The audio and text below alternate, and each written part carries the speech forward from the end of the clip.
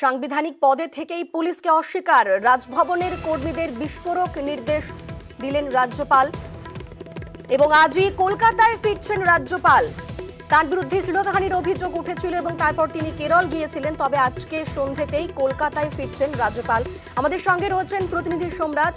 সোমরাজ, কখন ফিরছেন তিনি, কি কর্মসূচি? দেখো, যেটা রাজভবন সূত্রে জানা যাচ্ছে যে আজ সন্ধ্যাবেলাতেই রাজ্যপাল সিভি আনন্দ বোস কলকাতায় ফিরছেন। সন্ধ্যে 6টার সময় তিনি কলকাতা বিমানবন্দরে এসে পৌঁছাবেন। রাজ্যপাল সিভি আনন্দ বোসের বিরুদ্ধে শ্লীলতাহানির অভিযোগ ওঠার পরপরই তিনি চলে গিয়েছিলেন কেরল এবং কেরলে বেশ কয়েকটি কর্মসূচি ছিল, তার যেমনটাই রাজভবন সূত্রে দাবি করা হচ্ছে।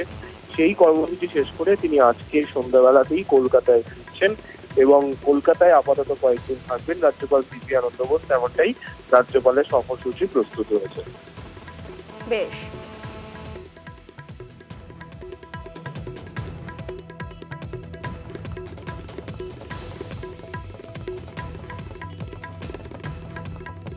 সাংবিধানিক পদে থেকেই পুলিশকে অস্বীকার, রাজভবনের কর্মীদের বিস্ফোরক নির্দেশ দিয়েছেন রাজ্যপাল। পুলিশের তদন্তে সহযোগিতা না করার নির্দেশ দিয়েছেন কর্মীদের।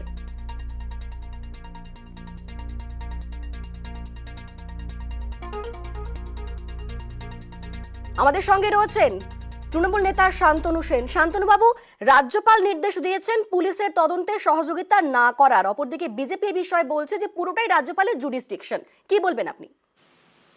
এটা অত্যন্ত দুর্ভাগ্যের। একদিকে বাংলার সাংবিধানিক প্রধান কেন্দ্রের শাসক দলের তল্পিবাহকতা করে বাংলার প্রশাসনিক প্রধান এবং নির্বাচিত সরকারকে বারবার বিব্রত করছে এবং সম্মানহানি করছে, সেটা আমরা দেখছি।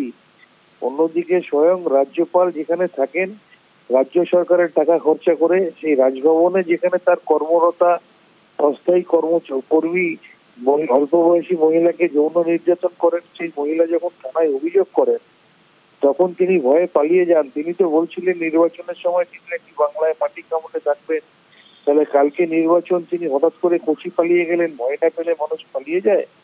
আমরা জানি সংবিধানে কিছু আইনি বাধ্যবাধকতা আছে রাষ্ট্রপতি বা রাজ্যপালের ক্ষেত্রে, ফৌজদারি মামলার ক্ষেত্রে, কিন্তু একটা অভিযোগের ভিত্তিতে পুলিশ ন্যূনতম ইনকোয়ারি করতে পারবে না।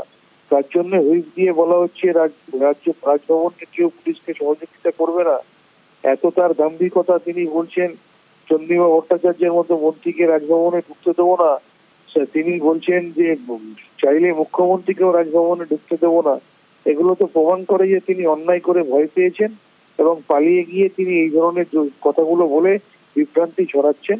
আমরা চাই, আমি অন্তত ব্যক্তিগতভাবে চাই, ভারতবর্ষের রাষ্ট্রপতি যিনি একজন মহিলা, যিনি একজন পিছিয়ে পড়া সম্প্রদায়ের প্রতিনিধি, একজন নারীর উপর যৌন নির্যাতন করেছেন এই রাজ্যপাল সুরমি অভিযোগ। তাই আমি রাষ্ট্রপতি মহোদয়কে অনুরোধ করব, আপনি বিষয়টা নিরপেক্ষভাবে দেখুন। বেশ, ধন্যবাদ শান্তনু বাবু।